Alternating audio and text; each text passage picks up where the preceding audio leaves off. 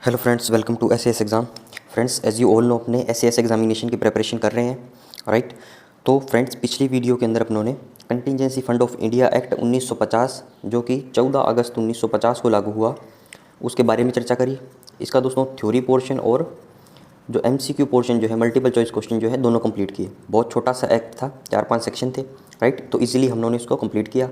और दोस्तों उससे रिलेटेड और भी हम लोगों ने जानकारियाँ हासिल की। कौन कौन सी दोस्तों? जैसे कि संविधान के आर्टिकल नंबर 267 के बारे में आपको बताया, जिसमें जो सेंट्रल गवर्नमेंट के जो अकाउंट्स जो हैं मेंटेन होते हैं, एक तो हो गया कंसोलिडेटेड फंड में, एक हो गया दोस्तों कंटिजेंसी फंड में, एक हो गया दोस्तों पब्लिक अकाउंट ऑफ इंडिया में, राइट। तो आर्टिकल 266, 1, 2 और 267 के बारे में इन तीनों की चर्चा दी गई है, ये सुनो। और दोस्तों जो आज अपने पढ़ेंगे रूल्स, और कल जो अपने पढ़ा था एक्ट, तो दोस्तों आपस में थोड़ा इंटरकनेक्टेड है ये चीज़ें, राइट।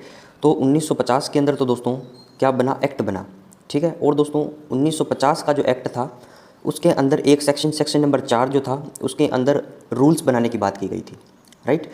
और दोस्तों प्रीवियस वीडियो में उन्होंने क्या डिस्कस किया? 30,000 करोड़ की राशि जो है आज वर्तमान में अनफोर्सिन एक्सपेंडिचर जो होगा, जो कंटिजेंसी फंड के अंदर आता है, उसके अंदर आपको रखनी है, राइट। कंटिजेंसी फंड का मतलब है दोस्तों अनएक्सपेक्टेड अनफोर्सिन एक्सपेंडिचर, जिसने पार्लियामेंट ने ऑथराइज नहीं किया, एक बार आप उसको सैंक्शन कर दो, राइट। मिनिस्ट्री ऑफ फाइनेंस का सेक्रेटरी कर दे, प्रेसिडेंट कर दे, राइट।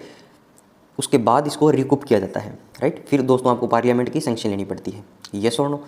तो समझ में आई दोस्तों कुछ बातें? तो प्रीवियस एक्ट जो है प्लेलिस्ट में आपको मिल जाएगा, वीडियो सेक्शन में जाके आप देख सकते हो। तो आज का देखिए दोस्तों, अपने स्टार्ट करते हैं रूल्स 1952। पिछला था एक्ट 1950, आज है रूल 1952। तो दोस्तों पिछला जो वीडियो था उसके अंदर सेक्शन नंबर 4 आप जब जाके देखोगे तो मैंने आपको एक बात बोली थी कि जो सेंट्रल गवर्नमेंट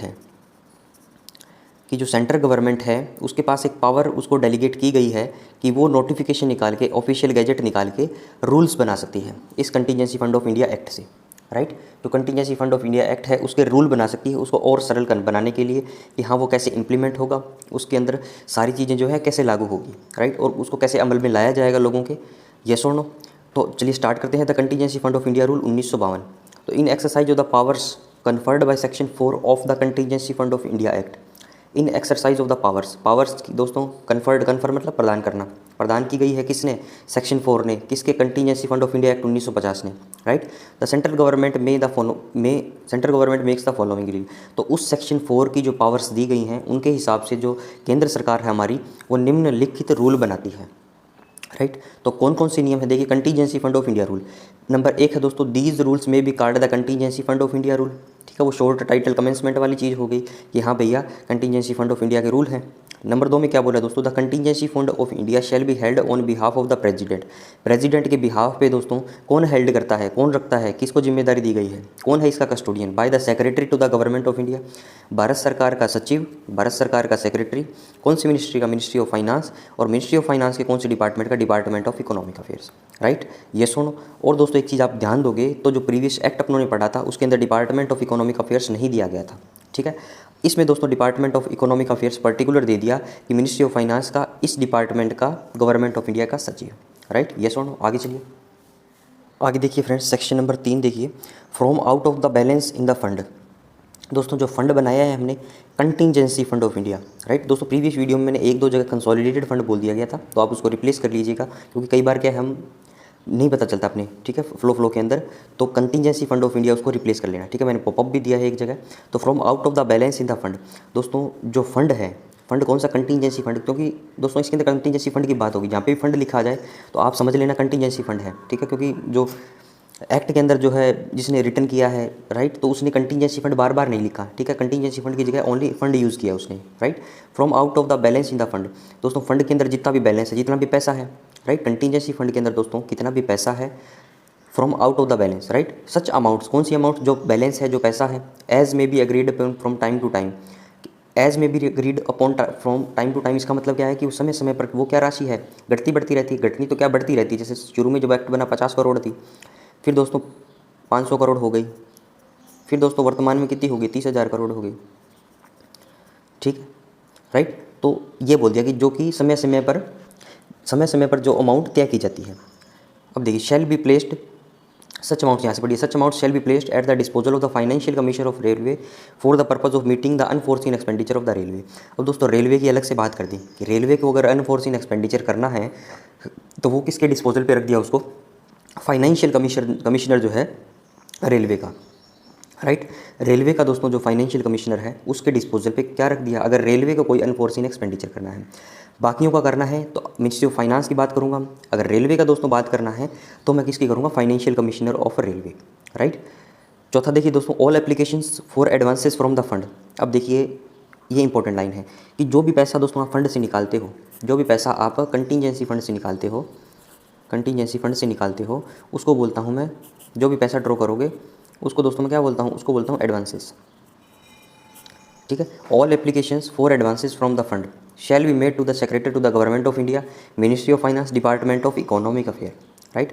कि सारी जो एप्लीकेशंस आएंगी दोस्तों, फंड निकालना है तो आपको क्या एप्लीकेशन देनी पड़ेगी पहले कि हाँ भैया हमें इस मद पे इतना इतना खर्च करना है, राइट, इस आइटम पे इतना इतना खर्च करना है, right. All applications for advances from the fund shall be made to the secretary to the government of India, वो सारी सेक्रेटरी को देंगे, मिनिस्ट्री ऑफ फाइनेंस के, डिपार्टमेंट ऑफ इकोनॉमिक अफेयर्स के। और दोस्तों इसके अंदर एक चीज़ और याद रखनी है, सीजीए का पूछ लेगा तो वो है डिपार्टमेंट ऑफ एक्सपेंडिचर का, ठीक है। और दोस्तों कंटीजेंसी फंड ऑफ इंडिया का पूछेगा तो फ्रेंड्स वो होगा डिपार्टमेंट ऑफ इकोनॉमिक अफेयर्स, हाँ या ना। अब एप्लीकेशन का जो फॉर्मेट होगा वो कैसे दिया जाएगा, राइट।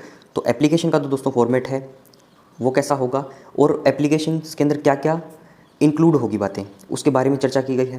पहला है brief particulars of the additional expenditure involved.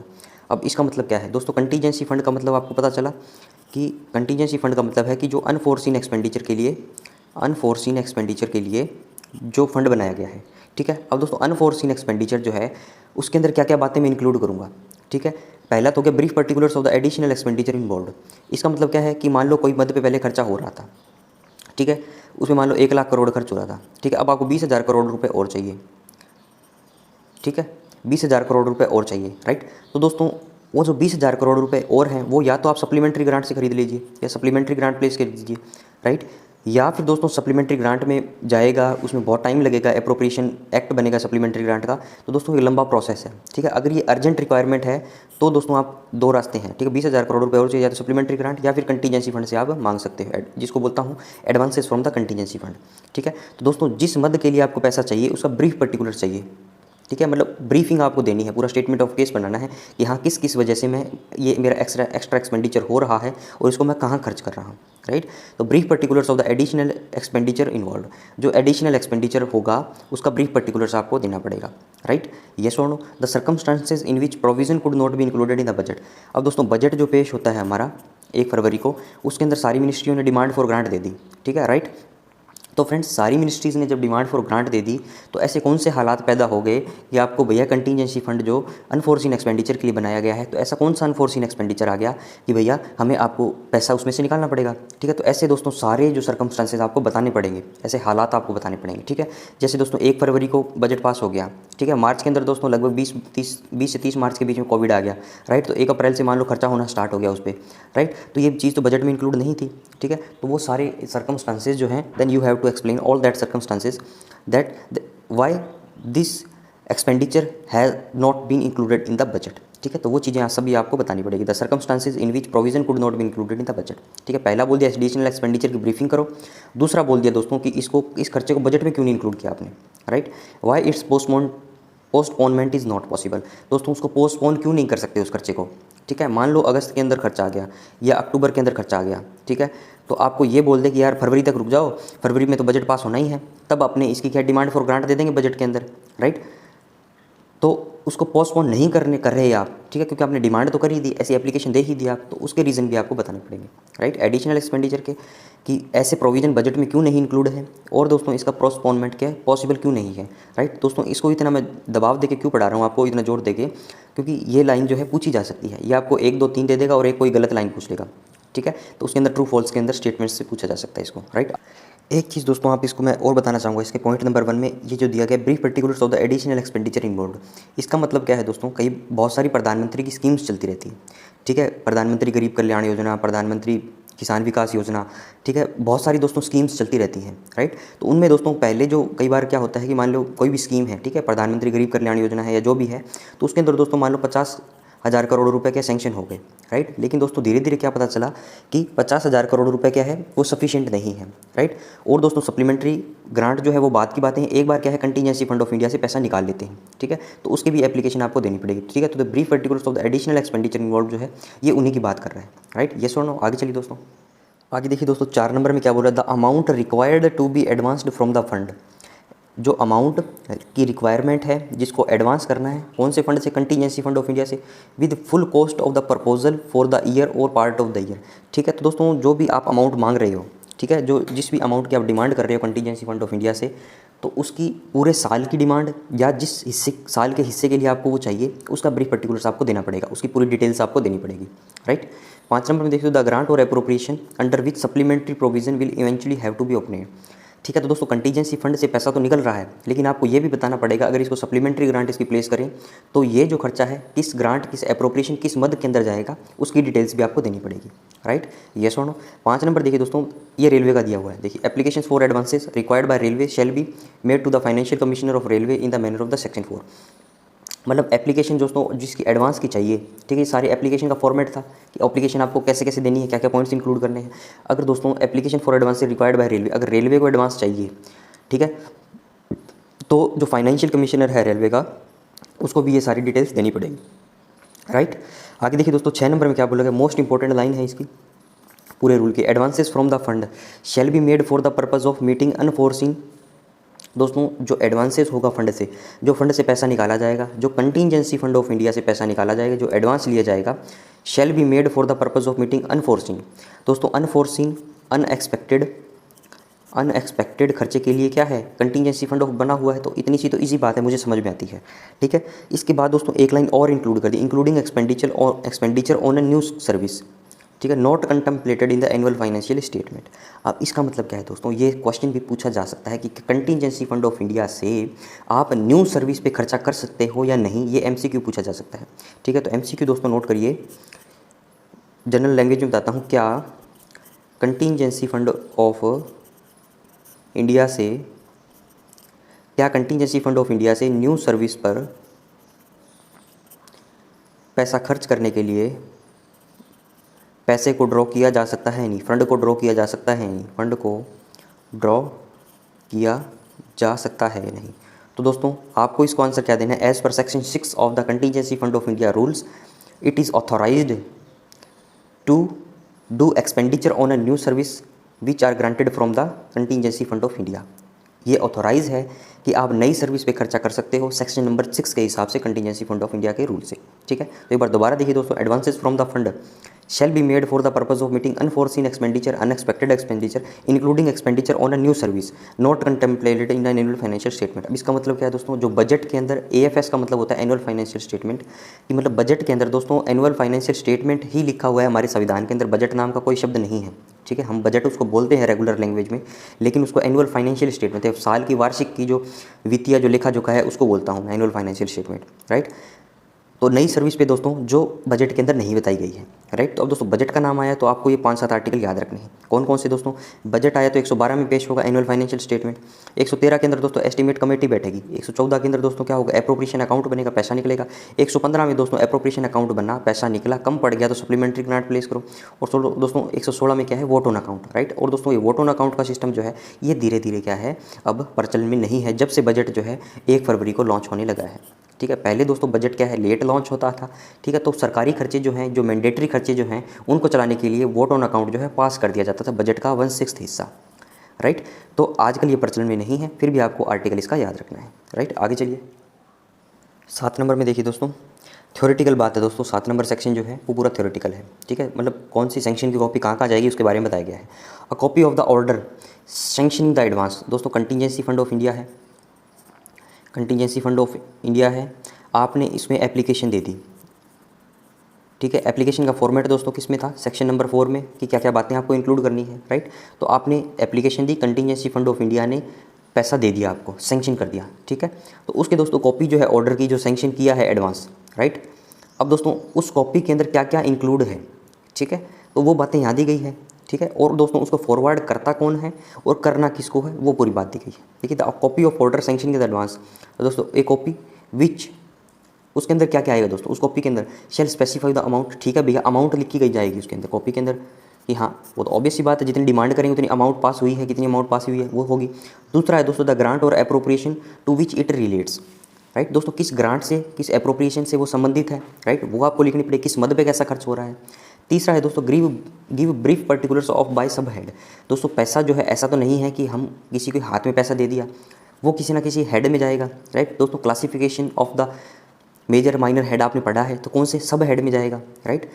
पांचवा है दोस्तों, चौथा है दोस्तों units of appropriation of the expenditure for meeting which it is made, और दोस्तों प्राइमरी यूनिट ऑफ अप्रोप्रिएशन जो है कहाँ पे पैसा खर्च हो रहा है, एक्सपेंडिचर हो रहा है, जिसके लिए वो बनी है, उसकी डिटेल्स भी आपको देनी पड़ेगी, राइट। अब इसको भूल जाओ, यहाँ से पढ़ो। ए copy of the order sanctioning in advance shall be forwarded by the ministry of finance और द फाइनेंशियल कमिश्नर, ये रेलवे वाला हो गया, ठीक है, और ये सिंपल वाला हो गया, ठीक है। बाय और टू देखिए दोस्तों, फॉरवर्डेड बाय ये फॉरवर्ड करेंगे to the audit and accounts officers concern, उनके कंसर्न जो ऑडिट और अकाउंट्स ऑफिसर जो हैं उनको फॉरवर्ड कर दी जाएगी, ठीक है। आगे चलिए दोस्तों, इन एडिशन इसके साथ साथ दोस्तों कुछ और सीनेरियो भी होंगे। द मिनिस्ट्री ऑफ फाइनेंस, जो मिनिस्ट्री ऑफ फाइनेंस है, और दोस्तों जो फाइनेंशियल कमिश्नर है रेलवे का, shall forward copies of such order, कौन से ऑर्डर, ये वाला ऑर्डर पूरा, टू द अकाउंटेंट जनरल, दोस्तों एजी को, सेंट्रल रेवेन्यू को and the director of the railway audit, right. तो उनको क्या है, एक एक कॉपी वहाँ भी जाएगी, राइट। तो कुल मिला के बात है, जो सैंक्शन की कॉपी जो है उसका कहाँ कहाँ पे डिस्ट्रीब्यूशन है वो पूरा सेक्शन नंबर 7 के अंदर बताया गया है, राइट। यस और नो। आगे चलिए दोस्तों, अगला देखिए दोस्तों, सेक्शन नंबर 8 का 1 नंबर भाग जो है, इसके अंदर थोड़ा सप्लीमेंट्री का जो है,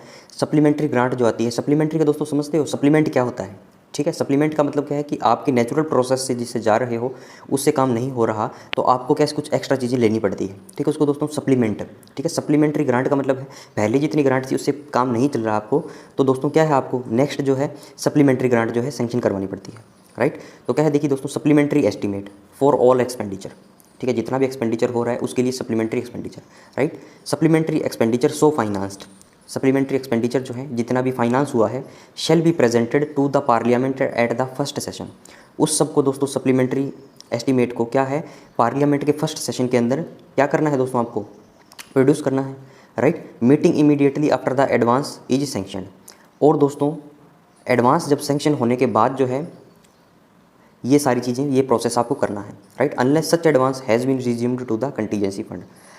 अब दोस्तों थोड़ी सी कन्फ्यूजन इसके अंदर हो सकती है, ठीक है, तो आपको हिंदी में बताता हूँ, ये पूरा समझ में आ जाएगा।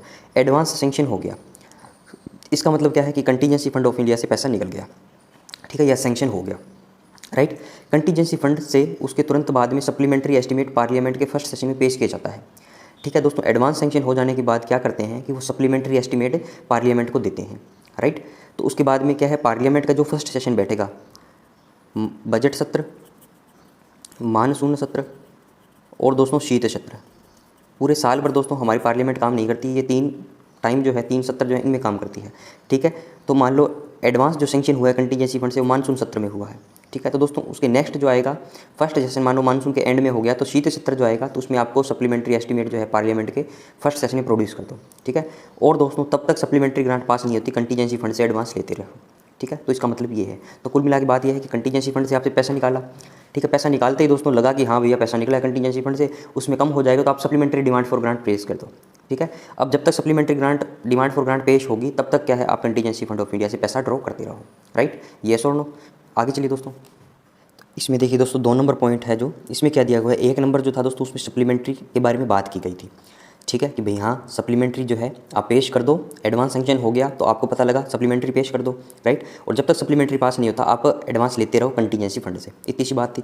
अब 2 नंबर में देखिए दोस्तों उसको और क्लैरिफाई किया गया है थोड़ा, ठीक है। As soon as parliament has authorized additional expenditure, दोस्तों पार्लियामेंट जब ऑथोराइज करेगी एडिशनल एक्सपेंडिचर को by means of a supplementary appropriation act. अब दोस्तों इस शब्द को याद रखना आप, सप्लीमेंट्री एप्रोप्रिएशन एक्ट, दोस्तों एक्ट क्या होता है, कानून नियम। एप्रोप्रिएशन एक्ट का मतलब क्या है कि पैसा निकलेगा, राइट। और दोस्तों पैसा जो निकलेगा वो सप्लीमेंट्री अप्रोप्रिएशन एक्ट है, मतलब कि एक्स्ट्रा जो खर्चा हुआ है उसके लिए निकलेगा, राइट। एज सुन एज पार्लियामेंट है जो authorized additional expenditure by means of a supplementary appropriation act, दोस्तों पार्लियामेंट ने क्या हुआ, एक्स्ट्रा जो खर्चा हो रहा था तो उसके लिए सप्लीमेंट्री अप्रोप्रिएशन एक्ट पास कर दिया, ठीक है। इसके बाद दोस्तों 2 सिनेरियो एक साथ चलेंगे, देखिए 2 चीज़ें पैरेलल चल रही है, ठीक है। The advances made from the contingency fund, जो एडवांस ले लिया आपने कंटीजेंसी फंड में, और दोस्तों जो एडवांस जो लिया है वो किस किस काम के लिए, whether for meeting the expenditure incurred before the supplementary estimate, were present to the parliament. पहला तो बोल दिया दोस्तों, इसके अंदर दो कंडीशन है कि मतलब whether for meeting the expenditure incurred before the supplementary estimate were present to the parliament. तो सप्लीमेंट्री एस्टीमेट जो है वो पेश हुए हैं या तो उससे पहले खर्च कर लिया या after they were so presented, या उनके पेश होने के बाद खर्च कर लिया। ठीक है, क्योंकि दोस्तों दो चीज़ें हैं सप्लीमेंट्री जो ग्रांट है आपकी, ठीक है, या तो ये एडवांस ले लिया मान लो, ठीक है, उससे पहले दोस्तों पेश कर दी हो आपने, राइट, या दोस्तों एडवांस लेने के बाद में आपने पेश करी, कोई सा भी केस हो सकता है, right. Shall be resumed to the fund to the full extent of the appropriation in the act. अब इसका मतलब क्या है, अब दोस्तों इसको हिंदी में देखिए, ये लिखा आपके लिए, सप्लीमेंट्री ग्रांट या सप्लीमेंट्री अप्रोप्रिएशन एक्ट जो है पास हो जाने के बाद तो जो एडवांस कंटीजेंसी से लिया था उसे रोक दो तथा उसे रिज्यूम कर दो उस पैसे को अप्रोप्रिएशन एक्ट से, सप्लीमेंट्री अप्रोप्रिएशन एक्ट से। तो इसका मतलब क्या है, contingency fund shall be resumed to the fund to the full extent of the appropriation made in the act. जो एक्ट बना है अप्रोप्रिएशन, सप्लीमेंट्री अप्रोप्रिएशन एक्ट जो बना है उससे क्या है, पैसा रिलीज़ करो। तो कुल मिला के बात यह है दोस्तों, कंटीजेंसी फंड का पैसा हमें बचाना है जितना हो सके, राइट। ये कंटीजेंसी फंड के पैसे को बचा के रखो, उसको रिजर्व में रखो। आप सप्लीमेंट्री डिमांड फॉर ग्रांट पेश करो, सप्लीमेंट्री डिमांड फॉर ग्रांट से पैसा जो है वो निकालने की कोशिश करो। जब तक वो सप्लीमेंट्री डिमांड फॉर ग्रांट से पैसा नहीं निकलता, कंटीजेंसी फंड ऑफ इंडिया से लेते रहो, राइट। और दोस्तों जो सप्लीमेंट्री डिमांड फॉर ग्रांट जो पेश की है, भले ही वो एडवांस लेने से पहले की हो या एडवांस लेने के बाद की हो, इससे कोई फ़र्क नहीं पड़ता। जब वो पास हो जाएगी, एज सुन एज पार्लियामेंट है जो ऑथराइज्ड, उसको ऑथराइज कर देगा, वो सारा पैसा जो है जिस मद पे खर्च होगा उसको रिज्यूम कर दूंगा मैं इस मेरे सप्लीमेंट्री अप्रोप्रिएशन एक्ट से, राइट। येस और नो। तो दोस्तों ये हो गया नंबर 8 नंबर सेक्शन के 2 भाग, ठीक है। अब दोस्तों नेक्स्ट वीडियो के अंदर मैं आपको कुछ इसका थ्योरेटिकल हिस्सा और दोस्तों इसको एमसीक्यू करके इस चैप्टर को अपने कंप्लीट करेंगे, राइट। येस और नो। तो वीडियो को लाइक करें दोस्तों, शेयर करें, सब्सक्राइब करें चैनल को, और कमेंट दोस्तों जाते जाते 1-2 कमेंट कर दिया करो तो थोड़ा मुझे मोटिवेशन मिलता है। Thanks for watching, have a nice day.